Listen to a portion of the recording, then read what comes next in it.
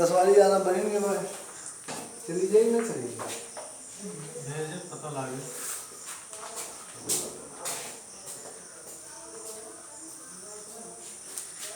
प्रमाण के मूल कण, fundamental particles of the atom. प्रमाण के मूल कण। देखो, प्रमाण के मूल कण कहते किसे हैं, पिछले वीडियो में बताया गया था, फिर से रिपीट करते हुए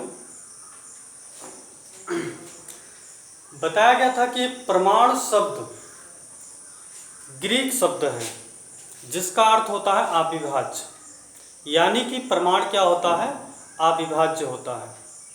लेकिन 20वीं शताब्दी के प्रारंभ में J Thomson, Rutherford, Niels Bohr, Madam Curie, Chadwick तथा अन्य वैज्ञानिकों ने अपने अनुसंधानों द्वारा यह प्रमाणित किया कि प्रमाण अविभाज्य नहीं बल्कि प्रमाण विभाज्य है।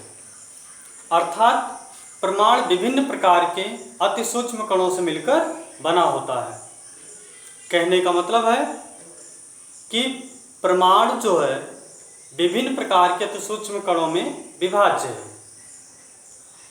ये विभिन्न प्रकार के अति सूक्ष्म कण जिनसे प्रमाण बना होता है, इन्हीं को कहते हैं प्रमाण के मूल कण, अर्थात प्रमाण के मौलिक कण कहते हैं। तो आज हम देखेंगे प्रमाण के मूल कण, ठीक ना। देखिए, 500 ईसा पूर्व भारतीय महर्षि कणाद, डेमोक्रिट्स आदि दार्शनिकों से लेकर के आधुनिक वैज्ञानिकों तक सभी मानते हैं कि द्रव्य की संरचना अति सूक्ष्म कण यानी कि प्रमाण से हुई है। किससे हुई है? परमाणु से हुई है। परमाणु परस्पर मिलकर अणु का निर्माण करते हैं। परमाणु परस्पर मिलकर अणु का निर्माण करते हैं। इनका रासायनिक परिवर्तन में व रासायनिक अभिक्रियाओं में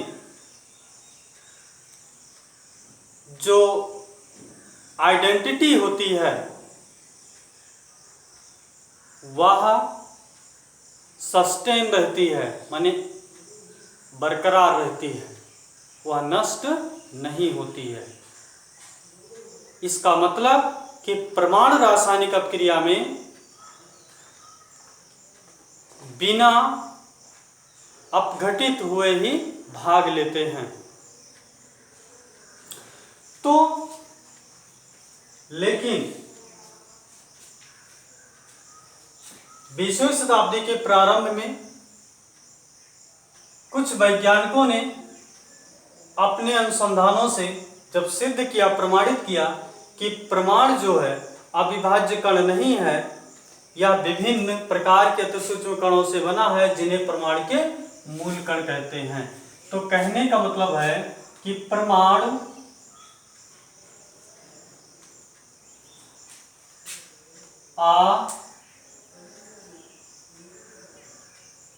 अविभाज्य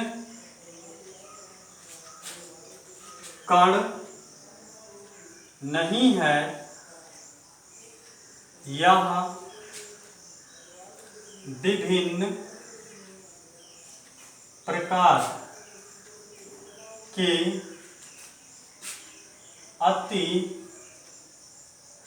सूक्ष्म कणों से बनता है, जिन्हें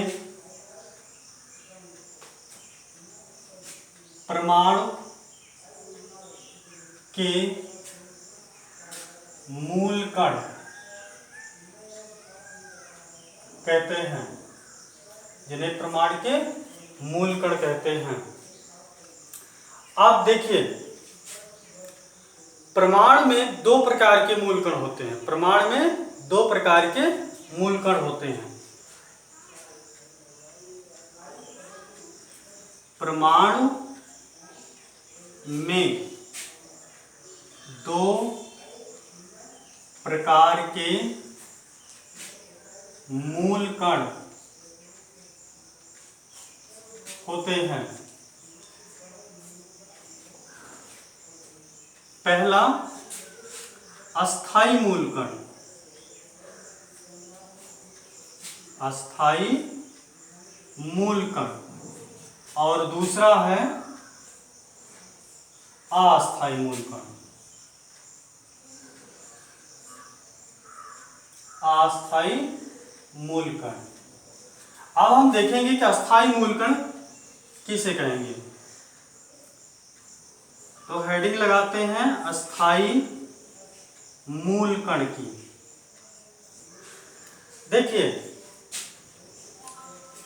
इलेक्ट्रॉन, प्रोटॉन, न्यूट्रॉन, ये परमाणु के महत्वपूर्ण मूल कण हैं। इन्हें अस्थाई मूल कण कहा जाता है, क्योंकि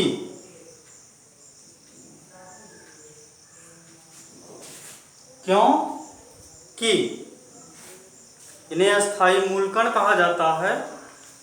ठीक है,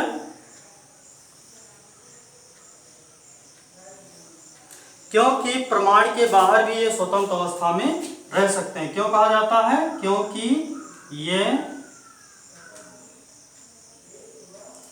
परमाणु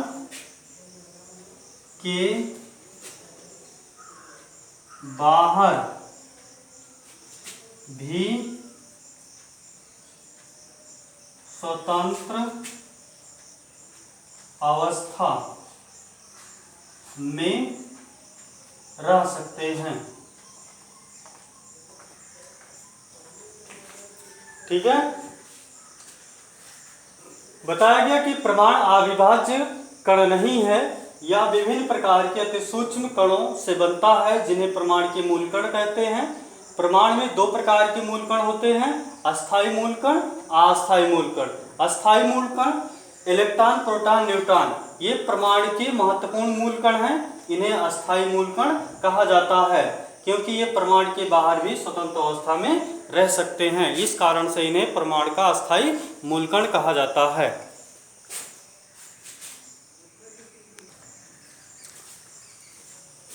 अब हम देखते हैं परमाणु के अस्थाई मूल कण को। अस्थाई मूल कण,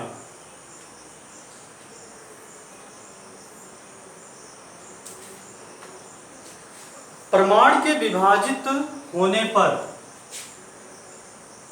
परमाणु के विभाजित होने पर, परमाणु के विभाजित होने पर प्रायः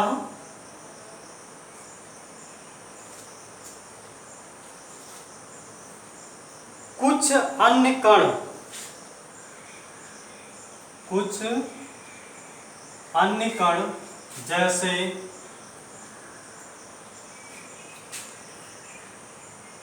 पॉजिट्रॉन,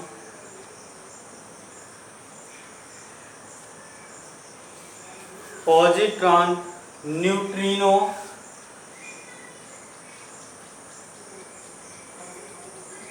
एंटी न्यूट्रिनो,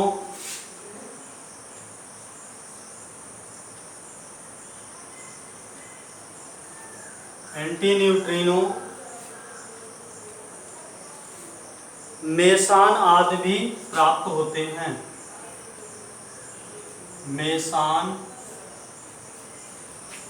आदि भी प्राप्त होते हैं। मेसान आदि भी प्राप्त होते हैं। इन कणों को अस्थाई मूल कण कहते हैं। इन कणों को अस्थाई मूल कण कहते हैं, क्योंकि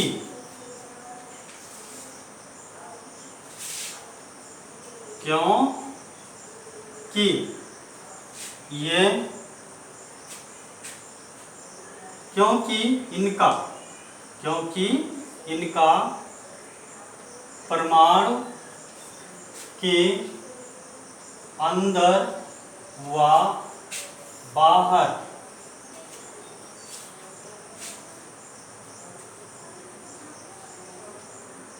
अस्तित्व क्षणिक होता है।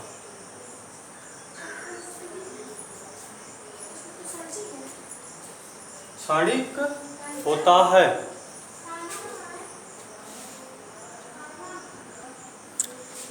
तो ये बात समझ में आ रही होगी कि अस्थायी मूल कण किन्हें कहते हैं? परमाणु के विभाजित होने पर प्रायः कुछ अन्य कण जैसे positron, neutrino, anti neutrino, mason आदि भी प्राप्त होते हैं।